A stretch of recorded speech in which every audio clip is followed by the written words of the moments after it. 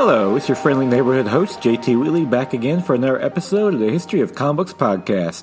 This time, the conclusion of the life of Charles Schulz.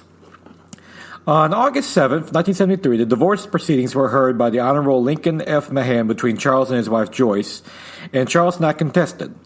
Joyce married Ed Doherty on April 8th, the following day, at the Kenwood Community Church, with their kids not invited. September 22nd, 1973, Charles met his Jean at his new home in Santa Rosa. He 50 and she 34. He honestly felt that they were a good match because neither fit in. When their marriage ended, Charles avoided Joyce afterwards, and while she was awarded custody of the kids, all but Meredith would choose to live with him. In Peanuts, Lucy was diminished as a character, with many critics noticed that she could become milder in tone. In fact, in the last football gag strip in 1999, it was Lucy who had the gag taken from her when she told another friend to do it to Charlie Brown, but when Lucy asked if he did it, the friend replies, "You'll never know," to her anguish. On October 24th, Sally made friends with the school building, which came to represent Ginny in the strip, who in real life had made Charlie more outdoorsy. Ginny would travel the world, though rarely with Charles, who was unofficially diagnosed with agoraphobia, or the fear of outdoors, despite his wife's efforts. He did join her on Oregon's Rogue River in July of 1975 as part of research of the Peanuts' third feature-length film, Race for Your Life, Charlie Brown, joined by Lee Mendelsohn and 16 other friends. His son Craig also became a licensed pilot and would personally fly his dad around. Interestingly enough, Charles Schulz once threatened to quit Peanuts back in 1977, and when it looked like he was serious, United Features syndicate William C. Petit planned to have Alfred J. Patisco take over. However, Schulz eventually settled on a new contract that pleased him, and by 1980 it was settled that he was truly in charge of Peanuts and no one would follow him upon his death, as per his wishes. By 1983, his work was in 2,000 papers and even had a retrospective in the Louvre. Ironically, with his success at age 70, he finally felt adored by women. Schultz also got to enjoy his first grandchild when Meredith gave birth to Dina Marie Fredrickson on September 1st, 1974, naming her after Charles's beloved mother. Reportedly, he thanked Meredith with tears in his eyes for doing so. Later, his first grandson, Brian, was born on October 25th, 1981, by his son Craig and his wife Judy, while Amy delivered Stephanie Ann Johnson on October 16, 1983, to become the first of her 9 children. Schultz enjoyed being a grandfather and started to approve in strips. However, becoming a grandfather was a sure sign of aging, which he hated. On July 1st, 1981, Charles Schulz felt some chest pains, and when diagnosed, the doctors called for a quadruple bypass of his heart, which was something of 50 to 90% blockage in his arteries. Fearing surgery, he asked what his alternatives were, and his doctor informed him that he could live with it as long as he gave up golf, hockey, running, and anything else active he enjoyed doing. After thinking about it for a month, he had the surgery on September 2nd. During his recovery, he noticed he developed tremors in his drawing hand and feared for his career, but worked through it by drawing pictures on the hospital wall.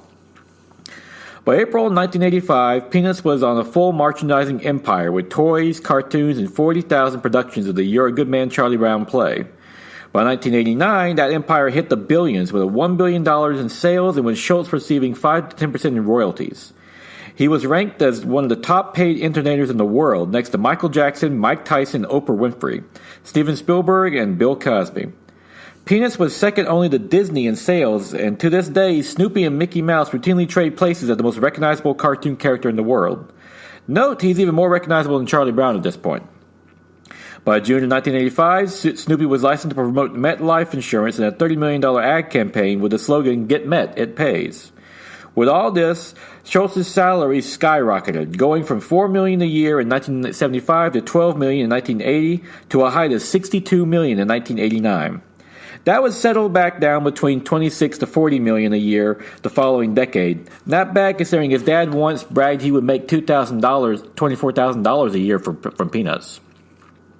Of course, Schultz continued to be embarrassed by his wealth, even joking, "Do you know anyone that owns 2 Zambonis?" This did attract a brief moment of danger when on May 8, 1988, 2 kidnappers broke into Schultz's house with the intention of taking Jean, but was thankfully scared off when his daughter Jill showed up in the driveway. Thankfully, no one was hurt in the incident.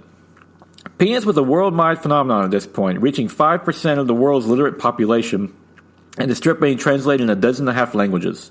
The Charlie Brown specials has been viewed 4.4 billion times.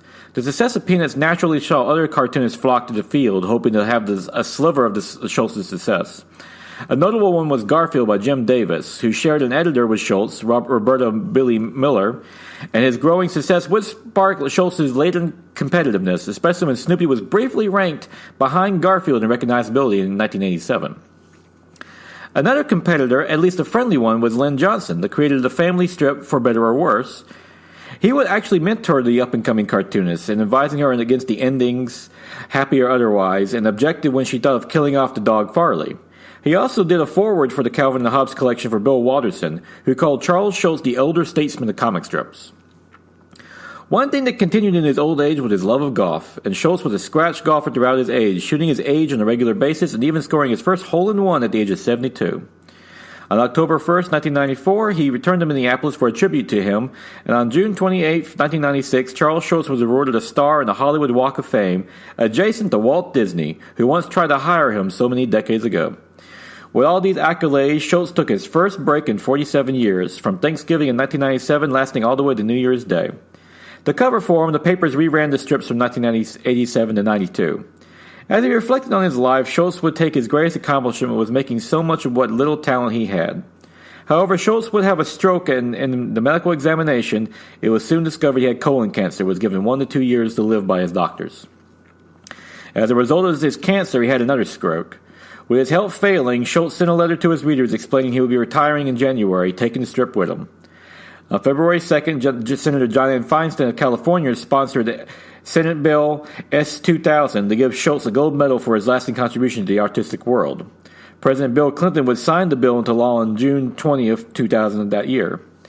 Gary Trudeau, the creator of the comic strip Doonesbury, said in a tribute, "My career is all his fault," with numerous other cartoonists proclaiming he set the standard for the entire industry, such as Calvin and Hobbes' Bill Watterson, who called Schulz the father of the modern comic strip.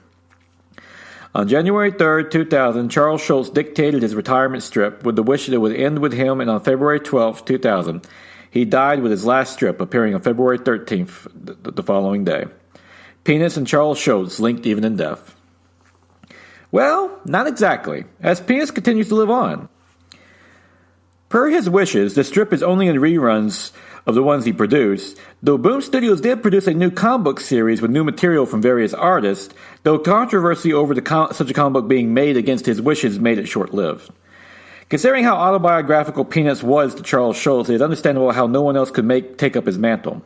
Currently, Peanuts is owned by DHX Media, with Universal Lock picking up the syndication when United Features sold its share in 2010.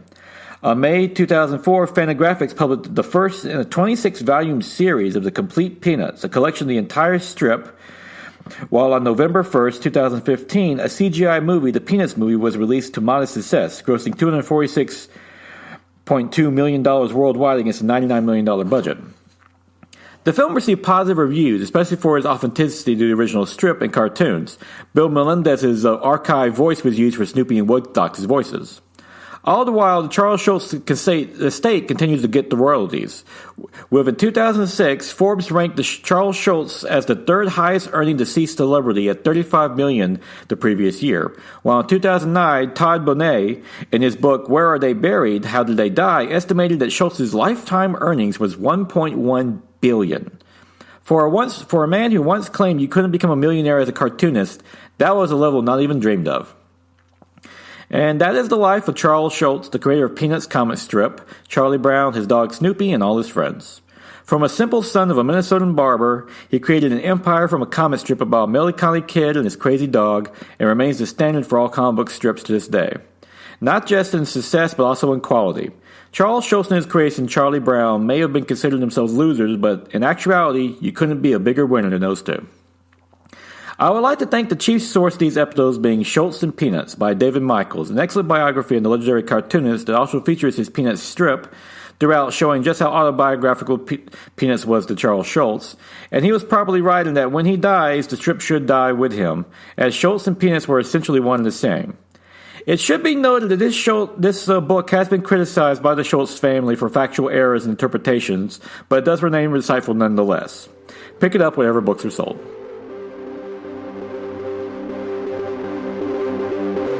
And now it is May 9th, 2019, time for the favorite comic book of the week.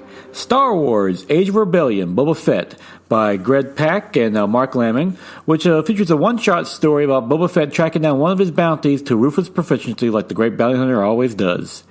Great writing by Greg Pak, who really keeps the story simple and straightforward, as Boba Fett is quite frankly a man of few words. In fact, he literally only says a line in the last two panels, while Mark Laming's art is crisp and nicely detailed, with beautiful work all around and with some great action, and quite frankly, the Boba Fett's never looked better.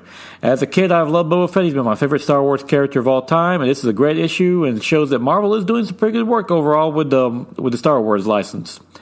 And with that, thanks for listening to this rambling biography of the late, great Charles Schulz. Next week, we'll get to another great of the comic book medium, Osamu Tezuka, the god of manga. Till then, go out and enjoy yourself a good comic book.